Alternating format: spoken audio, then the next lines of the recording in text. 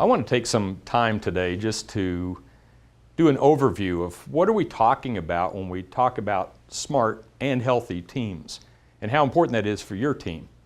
And I wanted to share with you an introduction today to the concept of smart and healthy teams and how as a team, when you're smart and healthy, you can create intentional excellence for your organization. That word excellence gets used a lot, I know. But when we add the word intentional to it, it's not something we're just waiting to have happen. It's something that we see as an outcome we are in charge of as a team. And when we bring the smarts together of the team and do the discussion in a healthy way, and we practice healthy and smart practices within our organization, we will actually create intentional excellence that will take us to the next level and give us a competitive advantage. Healthy teams create intentional excellence in these various ways, and I want you to think about how this would apply to your particular organization. Navigating change. How often do you face change, whether it's through regulatory issues, whether it's through a key player leaving the organization, whether it's through competition in the marketplace or a downturn in the economy? Every organization has to navigate change. When that comes to the table, if you haven't been practicing doing things in a smart and healthy way, in the midst of change and the turmoil and the chaos of that, the team won't suddenly pull together.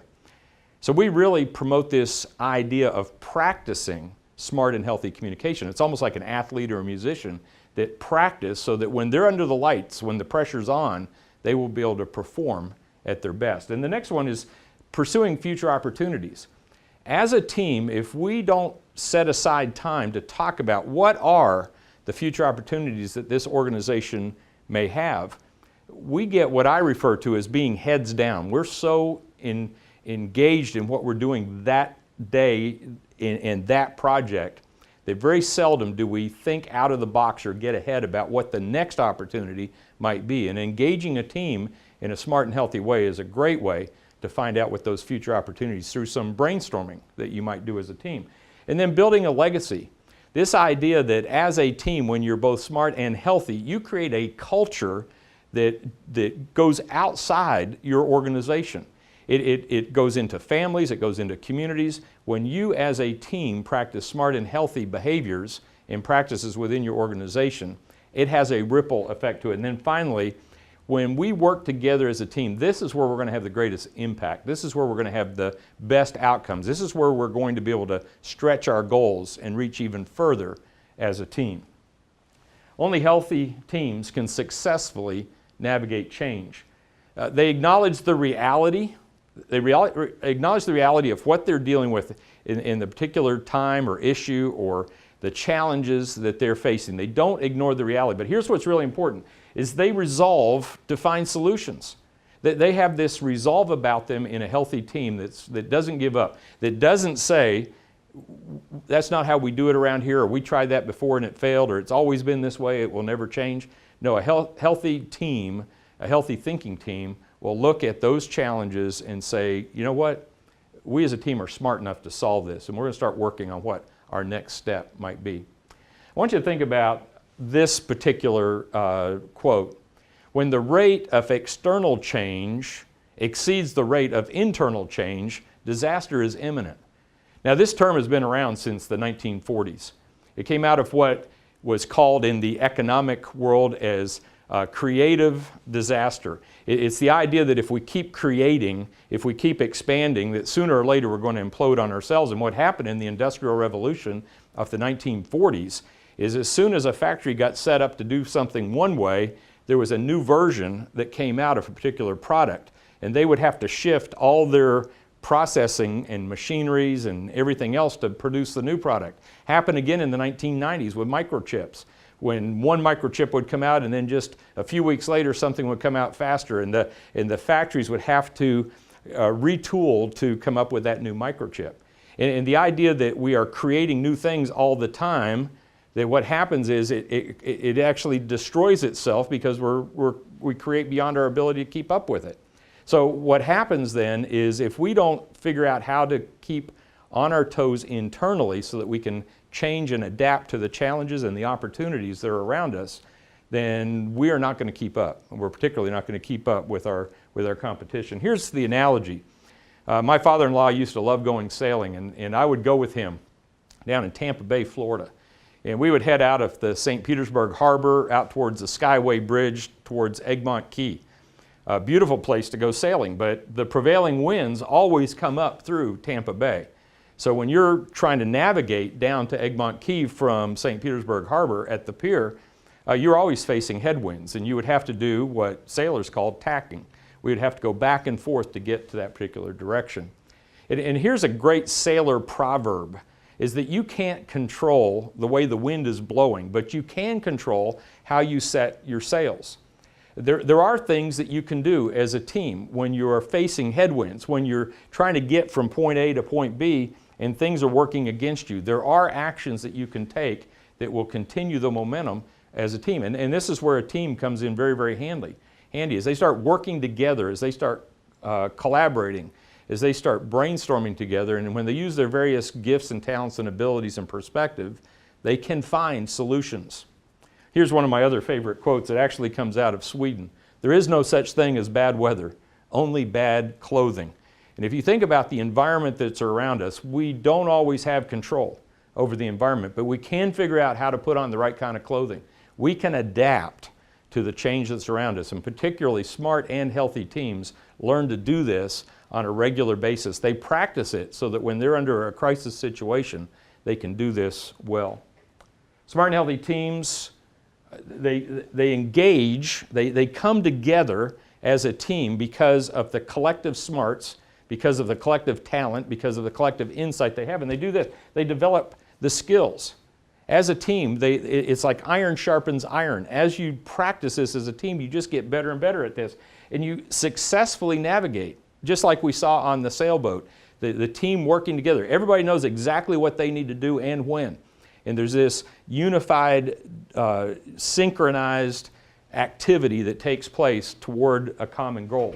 And then they create excellence by being intentional. It's not just something that's going to happen by accident. It's not something that we are just hoping for, but as a team, we lay out, and we're going to talk about this a little later in this session, they develop a map of how they're going to get from here to there, very intentionally. They can't get there in all one fell swoop. Just like when I went sailing with my father-in-law, we couldn't just get to Egmont Key without doing some tacking and working the winds. We had to have a plan of how we were going to get from here to there. And then finally, as they get intentional about how they're creating this excellence, they communicate with each other and they work together. There's a sync that happens. There's a synergy that happens as they pull together as a team. I want to talk about this starting point of why. Every organization should be very clear about the why they exist. Why do you do what you do? What's the compelling reason that you came to work this morning? It should be something that excites you. I heard a story years ago about two bricklayers that were out on the sidewalk in the streets of Italy, and as a bypasser walked by, they said, "What are you doing today?" And one man said, "I'm laying bricks." The other guy said, "I'm building a cathedral." Do you have that image? Do you have that vision? Do you have that compelling reason that you are part of something bigger than just yourself and what you might be doing that day? Well, every organization starts out with this mission, vision, and values. And what I want to encourage you to think about as a team is, how do you tell compelling stories, fresh stories, not stories from several years ago, but how do you tell stories from just the past week or two of where you lived out as a team your mission, vision, and values? Do you practice telling those stories? Because those stories become the compelling reason that you want to work together more as a team, that you want to do more together because you are making a difference in whatever field or industry that you might be in. So as you start developing your mission and vision, this is what happens next, is you start recognizing that you need smart skills. You need to be able to do what you do better.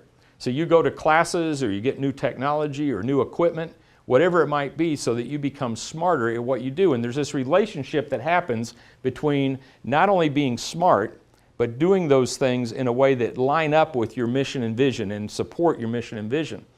And as you start developing your skills as an organization and you start working on these skills, now you start seeing what the future opportunities might be. You start looking, this is our mission, this is our vision, we're getting better at what we do, and you get excited about what I refer to as new horizons. It's kind of like in Northeast Tennessee, I love doing hiking, and I'll get out and hike on a trail. And you'll see a ridge coming up ahead, and you can't see much beyond that ridge. But when you get to that ridge, then you can see new horizons of where you can go next. And that happens as a team. As you're working together as a smart and healthy team, you'll have a goal in mind, and when you reach that particular goal, especially as you're developing skills along the way, when you get to that point, now you will see new horizons. You'll see new opportunities, new places that you can reach. But here's the warning, and I want to just take a minute. This is like something that every team needs to pay attention to, because this is the trap. This is what can easily happen. What happens is, as we start becoming smarter at what we do, we start looking at future opportunities based more on what we can accomplish than who we are. That's dangerous.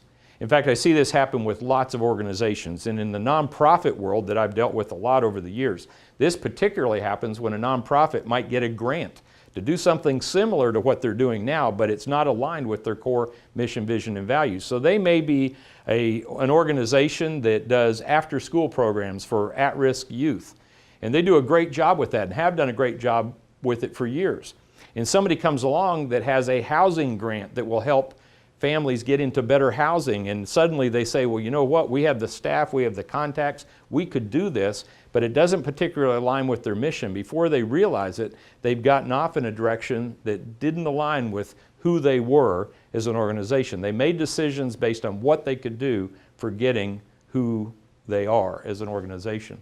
So this is how we want to stay away from, as a smart and healthy team, we want to stay away from this whole idea of skewing it off in a different direction with our organization just on what we can do. We have to bring balance to it. And the way we bring balance to it is by recognizing that we need healthy skills, not just smart skills as an organization. That we can align our mission and vision and values with future opportunities when we have a balance between smart and healthy skills. So what are healthy skills? Well, part of it is being able to have conflict that is productive and respectful. How do we disagree in a way that gives us a better outcome? How do we resolve conflict when it happens? How do we communicate clearly? How do we not assume that everybody's on the same page? When we've had something that didn't go well, or maybe something that was a success, as a team, do we take the time to come back and evaluate that experience to find out what we can learn from it? Do what I call it quadrant 2 time, but do we take as a team this time where we set aside, it could be 15, 30 minutes as a team, to talk about what future opportunities might be coming our way, or future threats. Could be either one. But do we pause to take the time to get heads up, if you will, and to look out at the horizon and see what's coming, rather than get ourselves caught heads down working on what has to be done? Do we actually take time to work on things that are very, very important but not yet urgent? Because one of the things you're dealing with every day are these urgent fires that need to be put out. When do you take a pause from that as a team to start looking ahead? That's a healthy practice as a team, and it's what brings balance to setting your future goals and opportunities, because now you stay grounded in who you are, your mission, vision, and values. You're telling compelling stories to each other about what you can accomplish together, and reminding each other of why you exist and why you come to work every day. As we go through this, I want to remind us that this idea of creating intentional excellence always begins by engaging, by us coming together as a team. We teach several principles around this, and one of them, and we're going to talk about in a minute, is this idea of a beach ball. But can we come at things from a different perspective? Everybody sees things differently. And when we engage a team in smart and healthy practices, we build trust and respect. The health of the organization is the multiplier of its intelligence. So the healthier you get as a team, the more you gain a competitive advantage against those in the marketplace around you. Patrick Lencioni is one of my favorite authors, and this is a point that he makes as he's working with teams all the time, is we want to become healthier, but what happens is we always seem to lean back over towards the skill side of things. Learning how to do new technology, or buying a new piece of equipment, or going to a particular workshop within our industry, and we just stay busy and busier, and we don't pause to take the time to figure out how we're going to get healthier as a team. How do we engage each other in a healthy way? So here's that principle of the beach ball, the umbrella, and birthday cake is what we refer to this as. The beach ball is simply this principle. If we took a beach ball and set it on the middle of the table and you had your team sitting all around the table, some of the team members would see red, some would see yellow, some would see blue, others might see green. Who's correct? Well, the answer, obviously, all of them are correct. What's different is their perspective. And everybody that's on a team comes to that team with a different perspective. Now, the perspective might be from their background, their experience in life. Some of it comes from their temperament, just how they like to look at things, whether they're a big picture person or a detail person, whether they are an outgoing person and they verbally process things and they have a lot of people skills, or whether there's somebody that's a little bit more reserved and like to analyze the data. People are going to come at it a lot differently than what you are on your own. And the greatest lesson I believe I've ever learned as a leader is that I'm incomplete. And if I as a leader can learn to embrace my incompleteness, to see it as a good thing, to see the fact that I have blind spots, that I am not good at everything, that I can't see every situation from every perspective, then what I have to conclude from that is I need other people to complete me. So it helps me appreciate this team that I put together, this team that I'm engaging, this team that sees things differently than I do. And as a team, we may even debate, we may even argue, we may even have some conflict about whether it's blue or whether it's green or whether it's red or whether it's yellow. But as we listen to each other and we try to understand the other person's perspective, each leader at that table gets a better understanding of the beach ball, a better understanding of the challenge or the opportunity that we might be facing. And here's something to keep in mind. That person that's on the opposite side of the beach ball, they will frustrate you because they are not only seeing things differently than you are, they are seeing things opposite what you may be seeing. They may be making recommendations opposite of what you would make in that particular situation. And it is hard at times to value that person, but they are sitting in the place of what I refer to as my blind spot. They are seeing something about this beach ball, this situation, because of their life experience, because of their temperament and their personality that I would never see. And when they raise that issue, I may or may not agree with them. We may make a decision to go a different way, but it is of great value to hear their perspective on the particular situation. I think about it as I'm driving my car and I go to change lanes and somebody goes, whoa, hang on, there's a car there. And I didn't realize it because the car was in my blind spot. It's something I didn't see coming, but somebody else was able to see that. The next principle we teach is this idea of the umbrella of trust.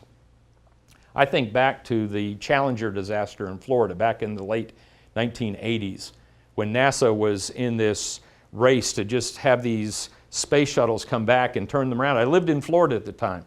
I lived in St. Petersburg and we were in the flight path for those shuttles landing, and we would hear the sonic boom and we would follow those launches and we would follow the landings and we watch them. And that morning, that January morning when it was about 28 degrees, it was a clear day, I was watching the Challenger launch from St. Petersburg. You could see across the state a couple hundred miles and see that vapor trail go up into the sky on that beautiful blue clear sky that morning. And suddenly that vapor trail went into a Y shape and I knew there was a disaster, something was not right, and ran inside to check the news, and sure enough there had been an explosion and we had lost that crew of the Challenger. In the days and weeks that followed as they began the investigation, they discovered that there were many engineers on the front lines of that project that had great concern about those O-rings on those fuel rockets and launching below a freezing temperature of 32 degrees. And they had written memos. They had gone to their bosses, and those memos sat on desks. And in NASA at that time, there was a top-down command and control style of leadership. And there was not a good flow of information coming from the front line back up into the organization. And if they could have created more of an umbrella of trust, if they had created an environment or a culture to where somebody working that on the front lines could say, hey, I'm not comfortable with this, umbrella of trust, I really want what's best here for everybody, but I want to raise this issue, that they maybe could have gotten some good discussion on the table that could have saved lives that day and maybe even saved that program. So when we work together as a team, there are times that certain people on the team will be reluctant to raise an issue. If you can create an umbrella of trust in that meeting or an umbrella of trust around that meeting to where we get everybody's honest input, about the situation, of what they really believe and feel about it, you will make better decisions as a team. You will also continue to build trust as a team as everyone feels free to honestly express how they're feeling about the decision. The final piece that we want to put in place, and this is called the birthday cake principle. The birthday cake principle is about celebration. Most teams and most organizations that I work with have a hard time doing celebration well. It's hard to take the time to celebrate. It's hard to do celebration well because sometimes we will do celebration in a way that we may give a plaque or an award to one person and 5 other people on the team are saying, well, why didn't I get one? And their feelings are hurt when we're trying to do something good but actually had a backlash to it. When we celebrate someone's birthday and we present them with a birthday cake, we're not celebrating the candles on the cake. We're celebrating a person. And too often within organizations, it's easy for us to give a plaque that says what we accomplished, so many accident-free days or a certain sales goal. And we'll put that on the plaque and everybody cheers and applauds and that plaque hangs on a wall. And what we just did is we celebrated the candles. We didn't celebrate the person or the people on the team. My youngest son, Brandon, he's in the United States Marine Corps today as an officer and deals with leadership every day. But when he was in high school as a football player, he was the place kicker on his high school football team. And in his junior year, he had a perfect season. He had a season where he made every field goal and every extra point. And at the end of that season, the team had a banquet. And the coach called Brandon up front and he gave him a plaque. And on the plaque it said, "Congratulations, perfect season. Every field goal, every extra point." The plaque celebrated the candles and not the person or the people on the team. It was after that that Brandon and I sat down one time and at breakfast at Waffle House, because that's what men do. We eat breakfast at Waffle House. And we sat down together and I said to him, I said, did you get that all by yourself? And he paused for a moment and said, "No." I said, "Well, who helped you?" And he started naming off the other players that helped him. The first one, Tucker, the young man that was his holder that entire season. Tucker held for every field goal and every extra point, and Brandon and Tucker had the timing down. The next person was the center that snapped the ball to Tucker. Their timing was just immaculate. Then I asked Brandon, I said, "Okay, how did you get enough time to kick?" And he said, "Well, the special teams line. Those linemen held off the opposing team." Then I asked him, "Okay, well, how did you get in position on the field to kick an extra point or a field goal?" His answer to that was the offense. And then I had one final question. How did the offense get on the field? The answer to that is the defense. And he recognized at the end of that conversation that it was the whole team. So I said to him, as you are a leader today, as you are working with men and women who have an accomplishment and you recognize that they couldn't accomplish that all on their own, that it took a team effort, how much difference would it have made to that football team if that coach that day had gotten up and said, "Brandon, come on up here. Hey everybody, Brandon had a perfect season, made every field goal and every extra point. Tucker, would you stand up a minute? Center, would you stand up? The special teams line, would you guys stand up a minute? Because you guys had the timing down. You guys had the protection down where Brandon was able to make those extra points and those field goals." Offense, why don't you stand up, all offensive players. We were able to get the ball into position on the field for an extra point or a field goal. Guys, you were a part of what we did here when we had this perfect season. Then finally, defense, would you stand up? Time and time again, you got the offense on the field so they could get Brandon in position so that the special teams line and the center and the holder could work together with Brandon so he could kick the extra points and the field goals. Guys, do you see what we've done together as a team? It was a team award is what it was. Birthday cakes. Let's celebrate people and not just the accomplishments. There's another great opportunity here with the birthday cake principle as we learn to celebrate well. We begin to build pathways between the accomplishments of the team and the individual contributions. So each person you can say, "This is what you did to help us accomplish this as a team." That pathway also allows you to go back at a later time when they do not do their job well, when they drop the ball, and in a very constructive way can go back to them and say, "You know, we really need you to get this report done on time. When you didn't get this report done on time, it affected the rest of the team. So can you please get this done in the future?" And it becomes a very natural thing to do because you've celebrated many times with them about what they did help the rest of the team accomplish their goals together. So the beach ball, umbrella, and birthday cake principle is one that you want to apply to your team. Here's a question that you must ask at the end of every meeting. Who must do what by when? Do you have a clear understanding of your map and how you get from here to there? Every organization, as you are looking at future opportunities, as you're looking at improving what you do as an organization or as a team, leaders have to first recognize why here is no longer acceptable. Why is here not somewhere we want to stay? Why do we want to go there? Why is there better than here? And our first step with any team or when we're bringing together an entire company or organization is to be able to clearly say why here is not acceptable anymore and we need to go there. Maybe it's what you're doing is going to be obsolete in a very short time. I think back on 8-track players. I think back on companies like Blockbuster that rented out videos, and they were a huge company and never recognized the shift or the change in the demand for their product. They never figured out that here was no longer acceptable, that there was a preferable there in the future. So as a team, that's the first thing we need to do is why is here not acceptable and what does the preferred future look like? What does there look like? And then we need to start looking at what are the next steps? Who must do what by when? We're not going to get there in one fell swoop. And going back again to that analogy of the sailboat, anytime you start implementing a change in an organization, anytime you start pursuing a new opportunity, anytime you start figuring out how you're going to avoid a crisis that may be coming down the road or make the changes necessary to survive it, in essence, to put on the right clothing for the bad weather that's coming. You need to have a from here to there map that recognizes that you're going to hit headwinds. And in the sailing analogy, we have to tack there. You want to get from here to there, but you know it's not going to be a straight line. So you're going to start out and maybe you're going to make progress really, really quick out of the beginning of this as you put your plans together. And suddenly you're going to hit a hard headwind. Something's not going to go well or people are going to start complaining. And the next thing you know, you're off track from getting from here to there.